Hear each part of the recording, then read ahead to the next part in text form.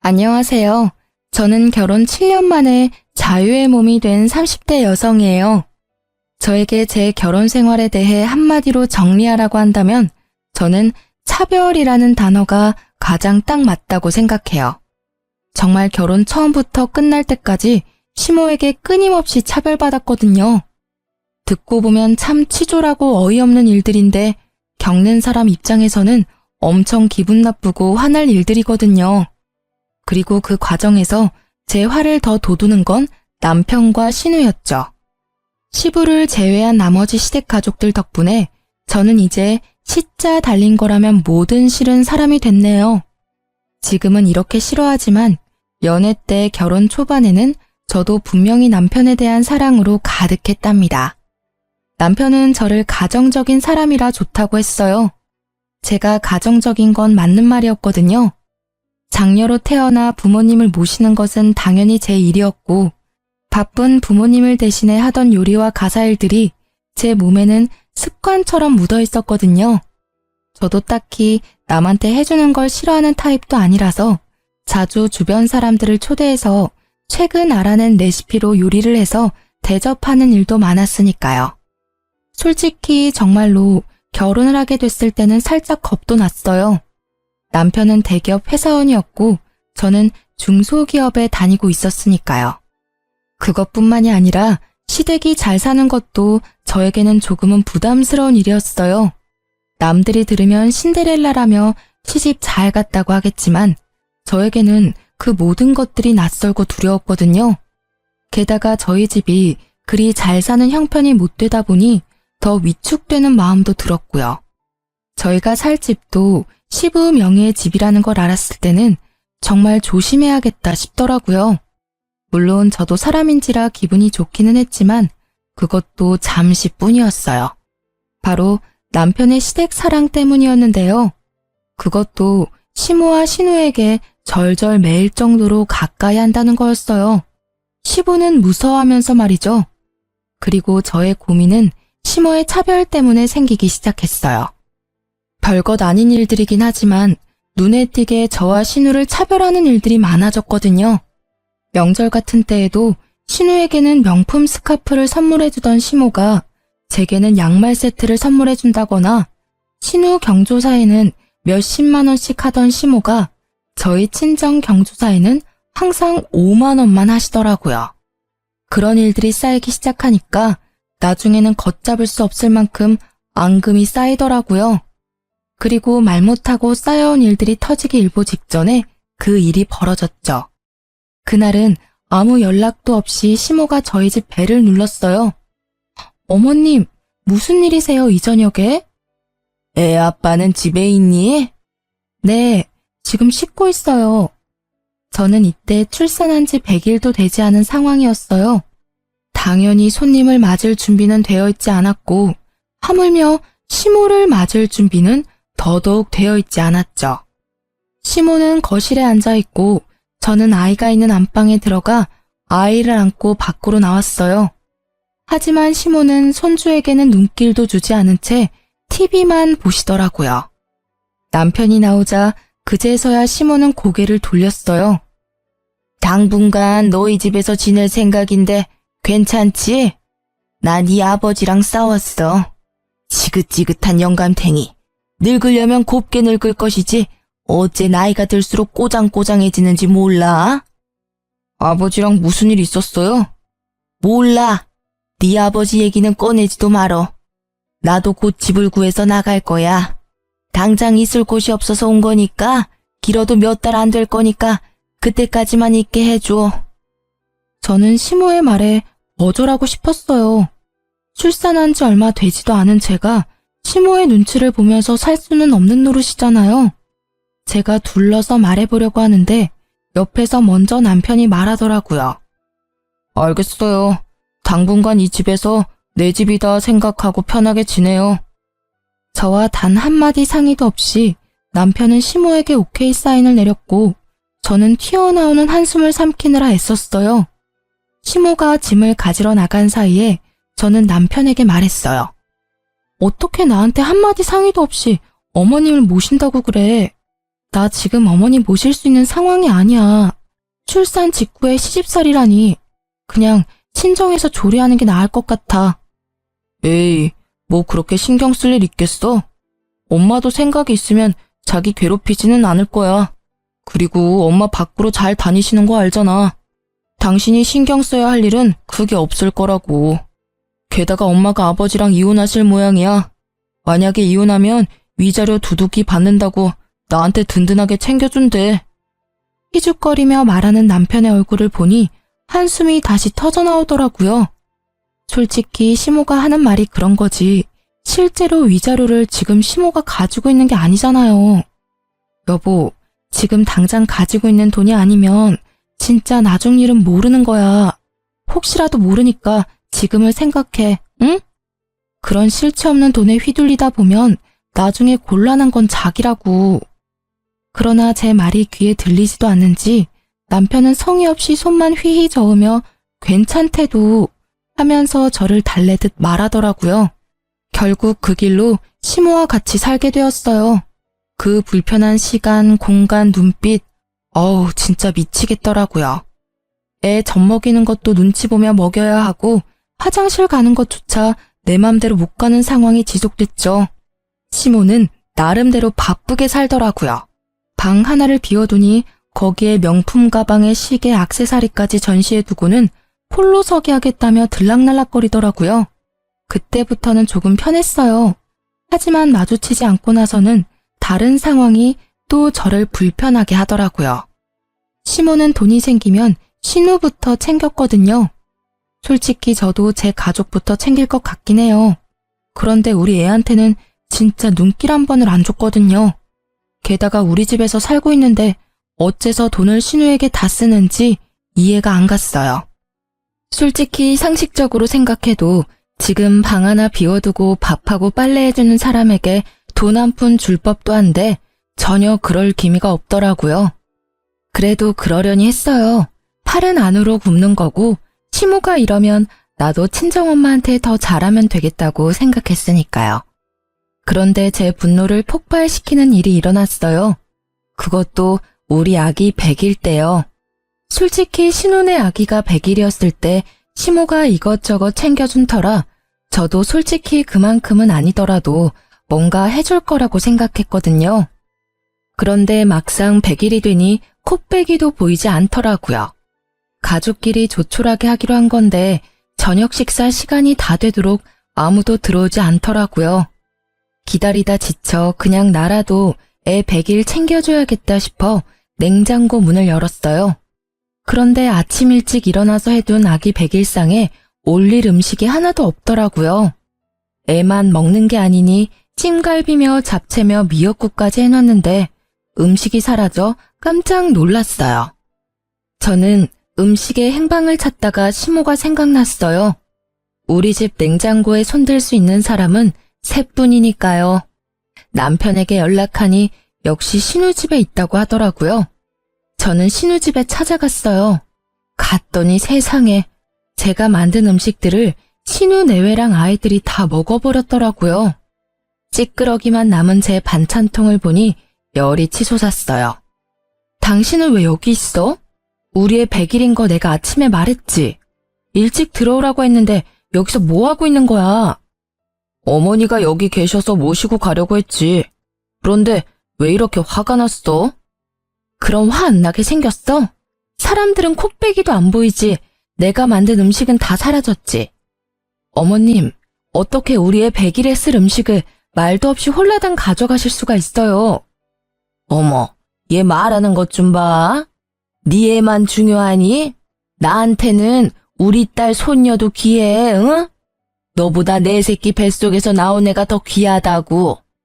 너도 설마 내가 지금 돈 없고 백 없다고 나한테 뭐라 하는 거니? 너 그렇게 안 봤는데 정말 저속하다, 응? 어머님이 돈이 없기는 왜 없으세요? 그만한 명품들 있으면 웬만한 집 한 채 정도는 나오잖아요. 근데 이 상황이 정말 웃기잖아요.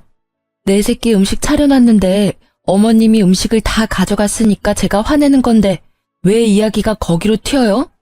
제 딸 음식을 대체 왜 가져가셨냐고요? 어머, 반찬 좀 가져갔다고 시어머니를 잡네 잡아. 꼴랑 몇 개 가져온 거 가지고 이 난리를 쳐? 그 반찬 몇 개를 만든 건 저잖아요. 게다가 신우한테 그렇게 퍼다 주시는 거 이해하거든요? 그런데 인간적으로 제가 만든 것까지 여기 가져오시는 건 좀 아니죠. 제가 어머님 밥 차리고 빨래하고 청소까지 다 해드리는데 이런 식으로 신우하고 차별하시는 건 너무하지 않아요? 게다가 손주들까지 차별하시잖아요. 차별이라니? 나는 없이 사는 너희 올케가 눈에 밟혀서 이러는 거야. 그리고 차별을 한들 네가 뭔데 나한테 그런 소리를 해? 네가 우리 집 사람이니? 넌 부혜자잖아. 없이 사는 신우요? 우리 집보다 평수도 넓은 데다 애도 하나뿐이고 남편은 돈 잘 벌어서 일도 안 하는 신우가 없이 살아요? 왜 이래 당신? 그만 좀 해. 왜 이렇게 심술궂게 굴어? 그것도 누나 집까지 와서. 너도야. 넌 도대체 어느 집 가장이니? 애 100일에도 늦도록 남의 집에 가 있는 네 꼴은 정상이냐? 애 100일상 뺏긴 걸 버젓이 보고도 누나 집에서 있는 게 좋으면 그냥 누나 집에서 지내. 어머님도 마찬가지고요. 저는 집에 돌아와서도 화를 삭히지 못했고 복수를 하기로 했어요. 그냥 시모가 나갔으면 하는 마음으로요. 시모 생일이 하루 앞으로 다가왔을 때 저는 시모가 보는 앞에서 음식을 가득 했어요. 꼬막, 조기, 찜갈비에 전까지. 아침부터 점심까지 꼬박 음식을 만들었는데 시모가 제 앞에서 한마디 하더라고요. 내 생일이라고 챙기는 건 좋은데 그렇다고 저번에 내가 화낸 일이 풀릴 거라고 생각하지는 마. 네가 이렇게 아양을 떨어도 난 안 넘어가. 그 말에 저는 속으로 웃었어요. 그리고 시모가 방으로 들어가자 그 음식들과 반찬까지 탈탈 털어 친정으로 가지고 갔죠. 친정에서는 무슨 잔치하냐며 좋아하셨고 그렇게 먹고 즐기다가 저녁 무렵이 됐죠. 남편에게 전화가 오더라고요. 엄마 생일인데 어디서 뭐하고 있는데? 그리고 아침에 하던 음식들은 다 어디 갔어? 밥이라도 먹으려니 반찬이 하나도 없잖아. 아침에 하던 음식? 그건 죄주인 찾아갔지. 친정에 갖다 주려던 거였어. 집에 반찬 없으면 시켜 먹어. 당신 그걸 지금 말이라고. 됐고 빨리 들어와. 엄마 지금 쫄쫄 굶고 계시거든. 그러니까 시켜 먹으라니까. 나 오늘 늦게 들어갈 거야. 아니, 아무리 그래도 시어머니 생일에 생일상도 안 차리는 며느리가 어딨어? 내 새끼 생일 음식 가져간 사람이 누군지 잊었어? 다들 자기 가족만 챙기는데 나도 내 가족 좀 챙길게. 뭐가 나빠? 그니까 나 찾지 말고 가족끼리 오붓하게 지내. 나도 가족끼리 오붓하게 지낼게. 저의 빈정거림에 남편이 먼저 전화를 끊었더라고요. 그러면 누가 무서워할 줄 알았나 봐요. 저는 실컷 놀고 저녁 늦게 집에 들어갔어요. 시모가 깨어있더라고요. 저를 보더니 역시나 한 소리 하셨죠. 시모 생일도 안 챙기는 며느리가 여길 왜 들어와? 어이구, 내가 복이 없는 년이지. 생일에 미역국도 못 먹는 내가 무슨 복이 있어. 내가 전생에 뭔 죄를 지었길래 이런 생각 없는 며느리가 집에 들어왔나 몰라? 어머님, 섭섭해하지 마세요. 어머님이 하시는 대로 그대로 제가 해드렸잖아요. 그리고 전생의 죄는 제가 지었겠죠. 제가 해놓은 음식이며 물건이며 싹 다 누가 가져가는 팔자라니. 도대체 무슨 죄를 어떻게 지었길래 매번 이렇게 남 좋은 일만 하나 모르겠네요. 그쵸? 한껏 빈정거리는 제 말에 시모는 부들부들 떨며 말을 잇지 못하더라고요. 이렇게까지 하고 싶은 생각은 없었는데 아침에 시모에게 들은 말 때문에 화가 나서 말이 막 나와버리더라고요. 그런데 그 뒤로 음식이나 물건을 신우에게 가져가는 일은 없어졌어요. 그렇지만 매번 자기가 위자료 받으면 너한테는 절대 못 준다며 중얼거리더라고요. 저는 솔직히 그깟 돈 필요 없으니 빨리 우리 집에서 좀 나가줬으면 좋겠다는 생각만 들었죠. 그렇게 시모와 싸우고 한 달쯤 지났을 때 시모가 저와 남편을 불렀어요. 내가 가만히 생각해보니 며느리가 주는 눈칫밥도 이제는 먹고 싶지 않고 이래저래 억울한 일이 많으니 이 집에서 나가 새로 거처를 마련할 생각이다. 그러니 내가 들어갈 곳의 전세금을 너희가 마련해. 시모의 그 말에 저는 어이가 없어서 입이 떨어지지도 않더라고요. 어느 정도 생각하고 있으세요? 못해도 1억은 너희가 해줘야 되지 않겠니? 혼자 살아도 제대로 된 곳에 들어가려면 그 돈도 모자라긴 하지만. 어머님, 그럴 필요가 뭐 있겠어요? 차라리 그냥 집에 돌아가시는 게 괜찮을 것 같은데요. 솔직히 각 방 쓰는 거나 별거나 뭐가 달라요? 이번 기회에 가서 이혼 결정 지으면 될 것 같은데. 난 그 집엔 절대 안 들어가. 내가 미쳤니? 그 양반이랑 다시 얼굴 마주하게? 그럼 아가씨 댁은 어떠세요? 어머님이 많이 좋아하시고 또 편해하시잖아요. 그쪽으로 가면 딱 좋을 것 같은데요. 없이 사는 딸 신세 망칠 일 있니? 어떻게 딸 집에 들어가서 살아? 신우가 왜 없이 살아요? 우리보다 집 평수도 넓고 돈도 우리보다 더 많이 벌잖아요. 우리 집에 있기 싫으시면 아가씨 집도 괜찮죠. 내가 아니라 네가 싫은 거겠지. 왜? 한 달에 방값이라도 줘? 월세라도 내야 하니? 내가 내 아들 집에 와서 살면서 꼭 그렇게 해야 해? 월세 주실 생각은 있으셨어요? 그냥 아가씨 댁에 가세요. 저희 1억 없어요. 내가 너희 돈 떼어먹는 데니?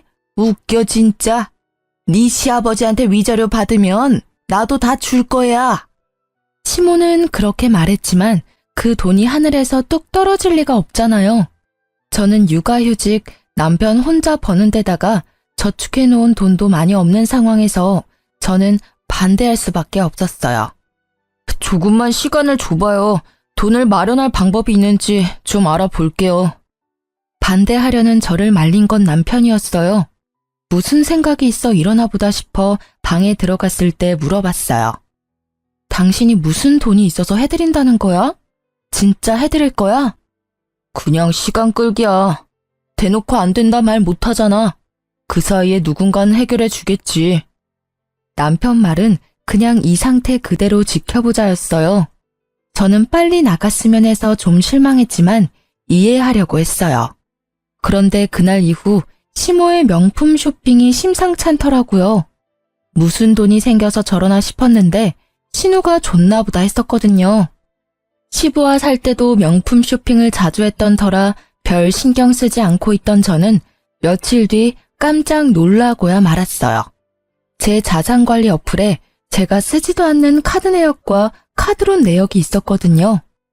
처음에는 오류인가 싶었는데 아니더라고요. 그 카드는 제가 만들어서 초창기에 조금 쓰다가 최근에는 쓰지 않고 내버려둔 카드였어요. 더 좋은 혜택의 카드가 나와서 그걸 그냥 둔 것인데 그게 왜 사용됐는지 알 길이 없었어요. 저는 부랴부랴 카드부터 찾았어요. 그런데 본래 있어야 할 자리에 카드가 없더라고요. 혹시나 싶어 저는 카드사에 들어가 쓴 내역을 훑어봤어요. 그리고 그 카드가 시모 손에 있다는 걸 알게 됐어요. 시모가 산 가방이 카드 내역에 떡하니 찍혔더라고요. 저는 뒤통수를 한 대 맞은 기분이었어요. 이 얼얼한 배신감. 이 카드를 시모가 뒤져서 가져갔을 리는 없고 분명히 남편이 찾아서 줬겠죠. 기다려보라더니 이 꼴을 보게 하려고 기다리라고 했나 싶었어요. 카드는 한도 끝까지 사용한 상태고 카드론도 1,000만 원 가까이 받았더라고요. 저는 열이 받아서 시모를 찾아 신우집까지 갔어요. 들어가는데 남편 신발이 거기 있더라고요. 이놈은 또 여기 왜 와 있는지. 그치만 잘 됐다는 생각이 들었어요. 한 번에 싸잡아 추궁할 수 있으니까요. 저는 시모에게 가서 말했어요. 어머님, 제 카드 돌려주세요. 무슨 카드? 난 몰라. 네 카드를 왜 내가 가지고 있어? 그래요? 알겠어요. 저는 시모의 말에 당장 폰을 들어 어디론가 전화를 걸었어요. 네, 안녕하세요. 카드 정지하려고 하는데요. 네, 모르는 사람이 카드를 쓰고 있어요. 도둑 맞았나 봐요. 제가 내용을 다 말하기도 전에 시모가 제 전화를 획 뺐더라고요. 왜 네 맘대로 카드를 정지해? 어머님은 모르신다면서요. 그리고 제 카드 제가 왜 정지를 못 시켜요? 어머님이 가져가신 게 맞잖아요. 이번에 나온 카드비 어떻게 정산하실 거예요? 제 말에 시모는 남편을 쳐다보더라고요. 저는 옳다구나 싶었어요. 넌 왜 내 카드 훔쳐서 어머님한테 드렸어? 도둑이니? 그리고 주고 싶으면 네 카드 주지 왜 남의 카드를 주고 난리야? 좀 그만해. 그깟 카드 얼마 썼다고 여기까지 와서 이 난리야? 그 금액이 얼마가 됐던 가족끼리 이러면 안 되지. 최소한 예의라는 건 있어야 할 거 아니야? 말 한 번 잘했다. 네가 말한 그 예의에 남의 카드 훔쳐가는 건 잘못 아니야? 이 집구석에서 내가 차별받은 게 한두 번이 아니었는데 이건 상황이 다르잖아. 그 카드값 못 갚으면 내가 어떻게 되는지는 알아? 신용도 팍팍 떨어져서 신용불량자 되면 네가 책임질 거야? 내주면 되잖아. 얼만데? 1,400이다 이놈아. 카드값이 400에 카드론이 1,000이야. 제 말에 남편이 깜짝 놀라 시모를 쳐다보더라고요. 위자료 나오면 다 갚아줄게. 그동안만 좀 어떻게 해줘, 어? 위자료 받으면 그 정도는 푼돈이야. 지금 그 푼돈이 없잖아요. 그 위자료는 대체 언제 받으시는 건데요? 아니, 아버님이랑 이혼하실 마음은 있으세요? 실체도 없는 돈을 믿고 이렇게 큰 돈을 쓰시면 그걸 갚아야 하는 사람은 어떻게 되는데요? 지금 당장 메워야 하는데. 옳게, 너무한 거 아니야? 엄마가 어련히 알아서 쓸 때 썼겠지. 쓸 데 없는데 돈 쓰고 막 그럴 리 없잖아. 시어머니한테 그 정도도 못 해주는 거야? 거드는 시누의 말에 저는 열이 한 단계 더 올랐어요. 그런데 머리는 더 차분해지더라고요. 그럼 아가씨가 카드값 내시면 되겠네요. 어머님이 사용하시는 돈의 절반이 아가씨 댁에 돈 쓰는 거잖아요. 그러니까 아가씨한테 받을게요. 그럼 될까요? 아니, 왜 그걸 나한테 받아? 올케 진짜 상식 없는 사람이네. 이보세요. 그거 난 한 푼도 쓴 적 없거든? 그러니까요. 그렇게 어머님 편 들고 싶으시면 아가씨 돈으로 카드값을 갚고 하시라는 말이에요. 솔직히 어머님 위하신다면 그 정도 가능하잖아요. 이거 봐요. 아무도 이 카드비 안 내준다고 하잖아요. 몰래 카드 가져가 놓고 카드비는 저한테 다 맡길 생각이었던 거잖아요. 그 말에 아무도 대답을 못 하더라고요. 저는 진짜 화가 너무 났어요. 카드를 준 남편도, 카드를 쓴 시모도, 카드로 혜택을 본 신우도. 저는 좋은 생각이 났어요. 이때쯤에는 2판 4판이고 이혼을 생각하고 있었기에 그냥 막 나가기로 했거든요. 어차피 긁은 사람은 어머님이시니까 어머님이 카드값 갚도록 할게요. 그 말에 시모가 멀뚱멀뚱 쳐다만 보더라고요. 제가 하는 말을 못 알아들으시더라고요. 아니, 자기는 낼 생각이 없는데 지가 저런들 무슨 상관이야? 이런 표정이었죠. 저는 그런 시모의 표정을 뒤로하고 남편에게 말했어요. 곧 이혼 서류 갈 거니까 알아서 해. 남편이 뒤에서 소리쳤지만 저는 무시하고 집으로 돌아왔어요. 집에 돌아와서 제가 한 첫 번째 일은 시모 방에 있는 명품 액세서리와 시계, 가방을 싸그리 담는 거였어요. 그리고 그걸 다 전당포로 가져갔어요. 요새 젊은 사람들이 고가의 전자기기나 명품 가방을 맡기고 돈을 빌린다고 하더라고요. 저도 그렇게 전당포에서 돈을 빌렸어요. 그것들을 다 맡기니 카드값보다 좀 더 나오더라고요. 명품 가방 같은 건 원래 그렇게 크게 쳐주지는 않는데요. 시간이 지나면 또 값이 떨어지기도 하니까요. 다 팔고 나온 전당포 앞에서 저는 카드사에 전화해서 카드빚부터 싹 다 갚아버렸어요. 그리고 홀가분한 마음으로 집으로 갔죠. 집에 갔더니 시모가 흥분해 있는 상태더라고요. 이제껏 이런 모습은 본 적이 없을 정도로요. 그 모습을 만든 게 저라는 사실에 참을 수 없이 통쾌해서 웃음이 났지만 꾹 참았어요. 너 미쳤니? 미치지 않고서야 어떻게 남의 물건을 가져다가 함부로 팔 수가 있어? 내 물건 다 어디 갔어? 어디 갔냐고? 걱정 마세요. 그 물건들 다 전당포에 맡겼어요. 그리고 받은 돈으로 카드값 다 갚았고요. 1,400만 원 들고 가시면 그대로 찾을 수 있을 거예요. 다행이죠? 최소한 다시 되돌려 받을 수는 있으실 테니까요. 뭐? 이 피도 눈물도 없는 년, 어떻게 그걸 다 가져가서 맡길 수가 있어? 내 물건을 마음대로 가져갈 권리가 너한테 있어? 그럼 제 카드 마음껏 쓸 수 있는 권리는 어디 있었는데요? 피도 눈물도 없어요. 그 말 그대로 돌려드릴게요. 어떻게 육아휴직 중인 며느리 카드 펑펑 쓰고는 안 갚을 생각을 하세요? 저와 시모가 싸우는 걸 보자 남편은 제 손목을 붙잡더니 이야기 좀 하자고 돌려세우더라고요. 너 진짜 너무하다. 이혼 이야기도 그렇고 어머님 일도 이렇게 일방적으로 모든 일을 해결하려고 해. 내가 알아서 다 해결했을 텐데 왜 일을 크게 벌려? 네가 더 너무하지. 네가 하는 말은 다 너 스스로한테 해야 하는 말 아니야? 누가 들으면 고해성사인 줄 알겠네. 그렇게 시모와 신우가 좋으면 그 집 가서 살아. 여기 있는 처자식 다 무시하는데 네가 아빠고 남편이야? 해결? 네가 뭘 해결해 줄 수 있는데? 아까 그럼 카드값 누가 갚아줄 거냐고 물었을 때 왜 대답도 안 했어? 갚을 생각이 없었으니까 그랬던 거 아냐? 가족이잖아. 당신이 힘들면 나도 도와주려고 할 거야. 이번 일도 그래. 힘든 엄마 생각해서 한 일이야. 그걸 왜 그렇게 비꼬아서 생각하는 건데? 그건 네 생각이겠지. 비꼬아서 생각한다고?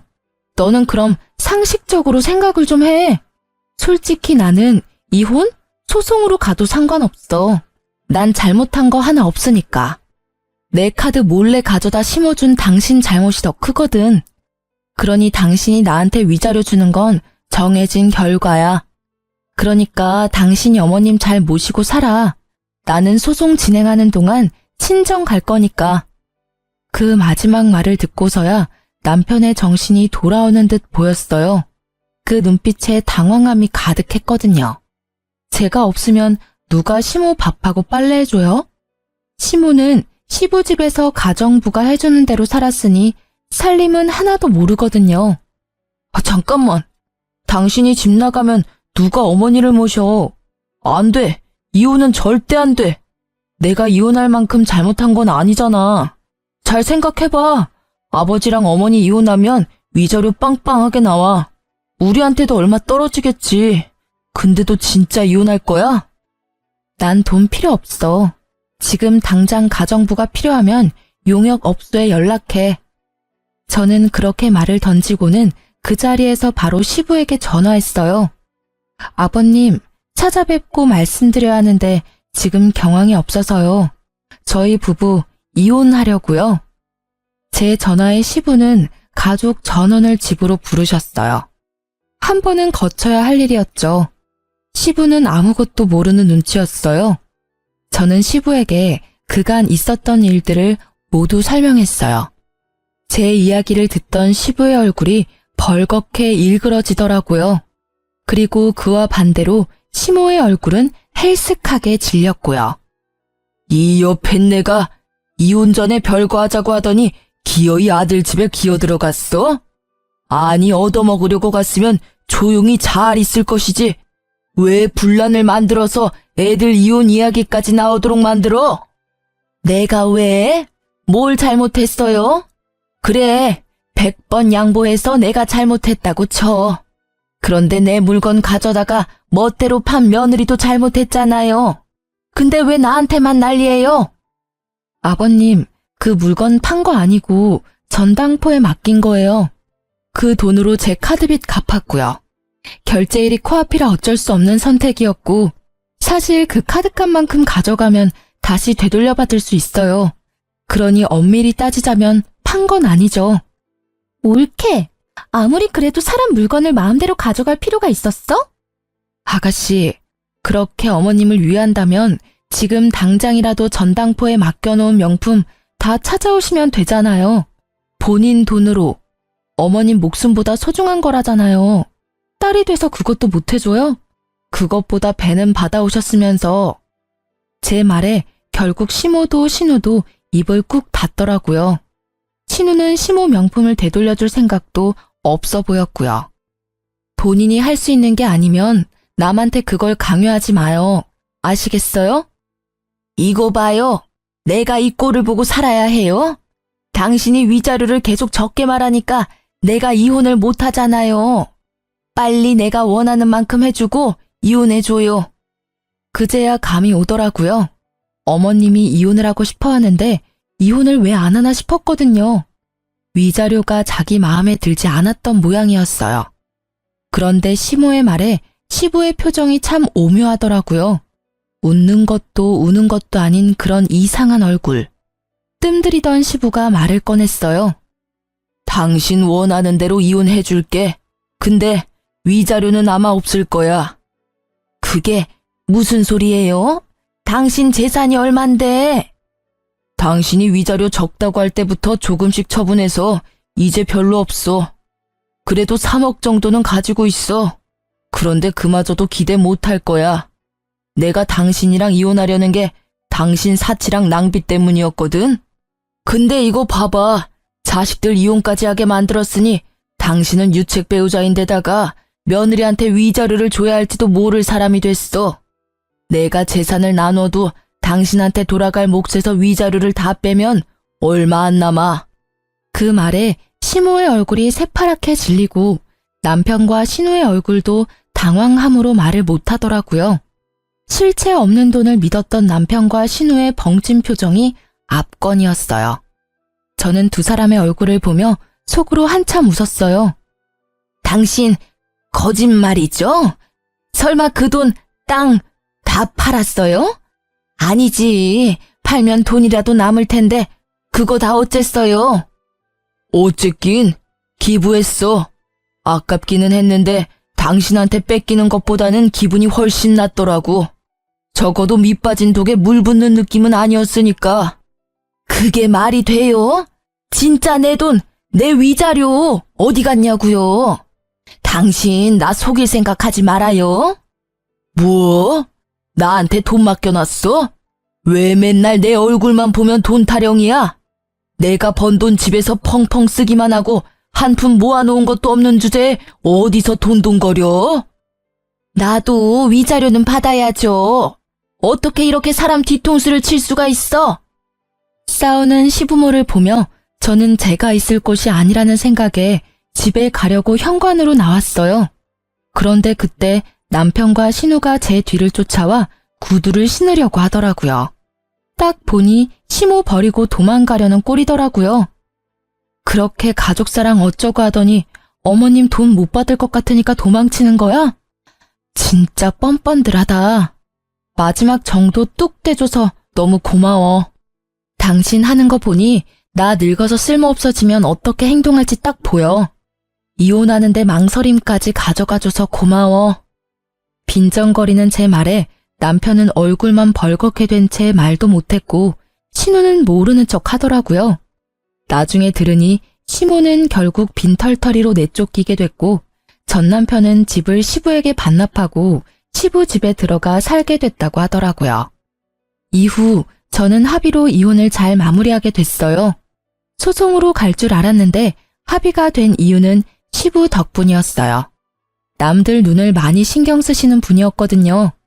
저는 그 이후로 시자가 달린 건 진절머리가 나서 가까이 하고 싶지도 않더라고요. 그래서 연애도 하지 못하고 있는 중이죠. 시부에게 받은 돈과 위자료로 받은 돈을 합치면 지방에 방 하나 전세받을 정도는 돼서 지방 내려가려다가 아픈 친정아버지 때문에 친정에서 지내기로 했어요. 손주가 있으니 집안 분위기는 더 좋아졌죠. 이혼한 지 3년이 지났을까요?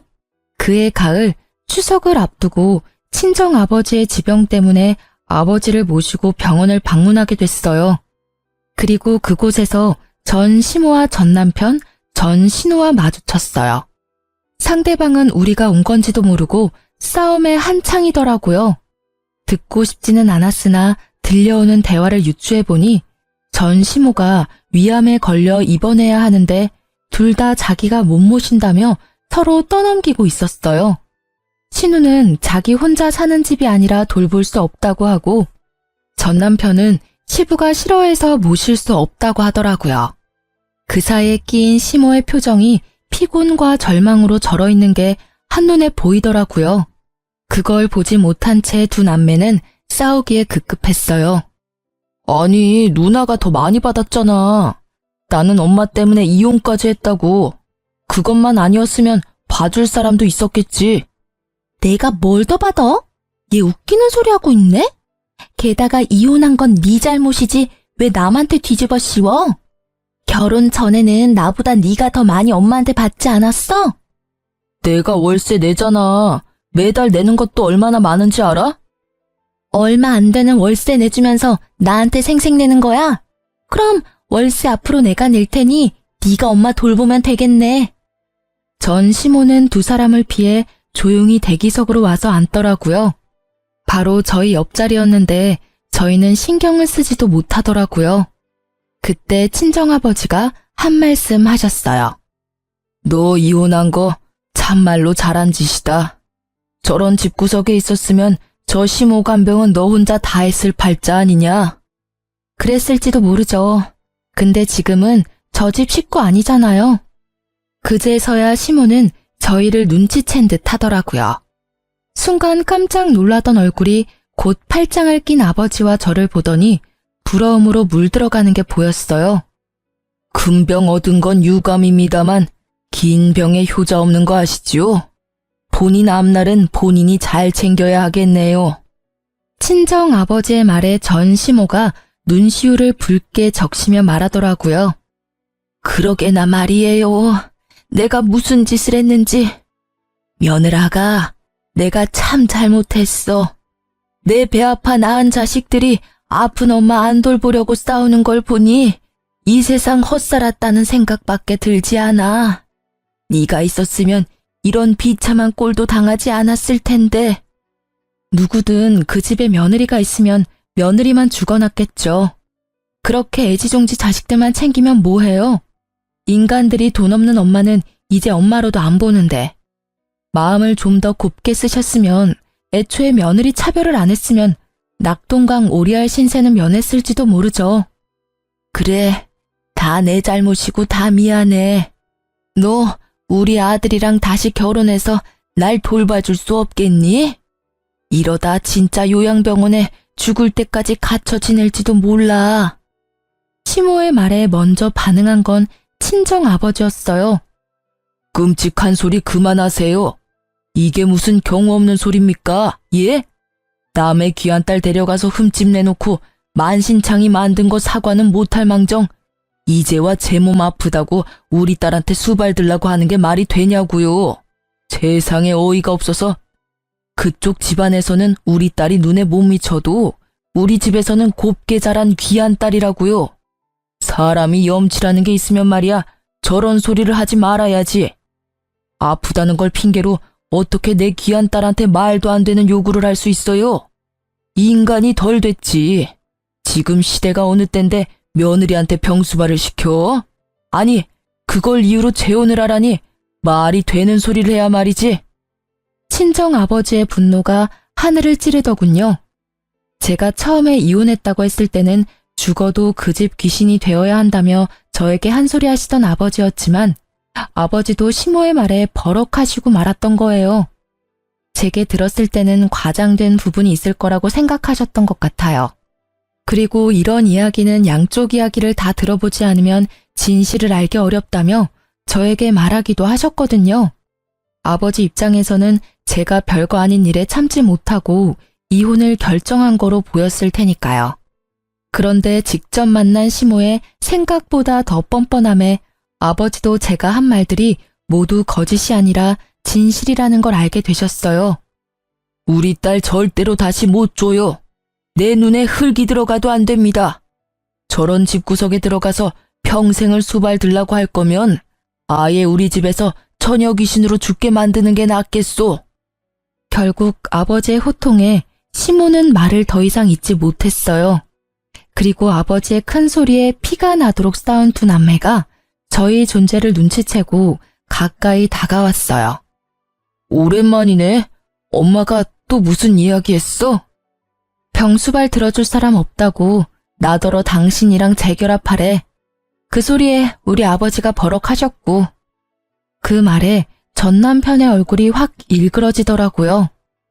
당신이랑 아가씨 어머님 말이라면 죽는 신용이라도 하는 사람들이었잖아. 그렇게 죽고 못 살게 애틋하던 사이였는데 이제는 그런 것도 없나 봐. 서로 안 모시려고 피 터지게 싸우는 거 보면. 그런 거 아니야. 우리도 다 사정이 있어서 그런 거고. 그래, 그렇겠지. 이야기 다 들었어. 아버님 재혼하셨다면서? 그 사이에 자식도 있었다고 하던데. 어머님 위자료도 날아가고 이번에는 상속도 날아갈 판이잖아. 그러게, 내가 뭘 했어? 실체도 없는 돈에 휘둘리지 말라고 했지? 분명히 받을 수 있는 돈이었어. 그리고 액수는 크지 않지만 위자료를 받기도 하셨고. 근데 그걸 한순간에 다 날려버렸다고.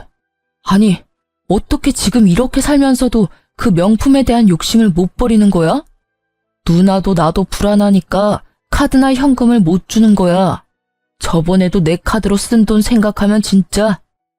들어보니 시모가 저한테 한 것처럼 전 남편에게도 그대로 했던 것 같더라고요. 그렇죠. 자기가 당해보면 그게 얼마나 짜증나고 열받는 일인지를 여실히 알게 돼요. 지금 전 남편처럼요. 당해보니까 잘 알겠지? 내가 그 당시에 어떤 마음이었는지. 지금에 와서 꺼낼 이야기는 아니지만 말이야. 지금이라도 그 열받는 기분을 당신이 알게 돼서 참 기쁘다. 나만 알고 있기엔 너무 화나는 일이었거든. 제 말에 전 남편은 그저 찡그린 얼굴로 답을 하지 않더라고요. 입이 있으면 뭐해요? 할 수 있는 말이 없잖아요. 구구절절 제가 하는 말이 다 맞았으니까요. 게다가 시부는 그 내연녀와 자식에게로 재산을 모두 옮겨놨다고 하더라고요. 전 남편과 신우는 시모를 데리고 다시 나가더라고요. 그래도 남매가 같이 시모를 모시고 온 걸 보면 시모도 그렇게 자식 농사를 망치진 않았다고 생각했어요. 그런데 몇 달 후에 들린 소식을 들으니 제 생각이 잘못됐다는 걸 알게 됐어요.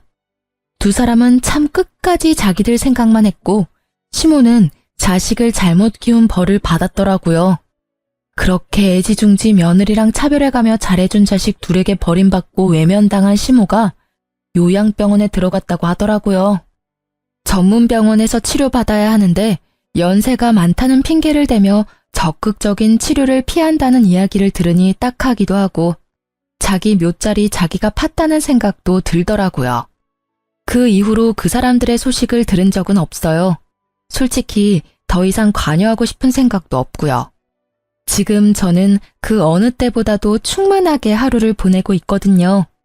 처음에 이런 이유로 이혼을 했을 때는 내 인생에 내가 잘못된 줄을 그어버린 게 아닌가 하는 그런 생각도 들었었거든요.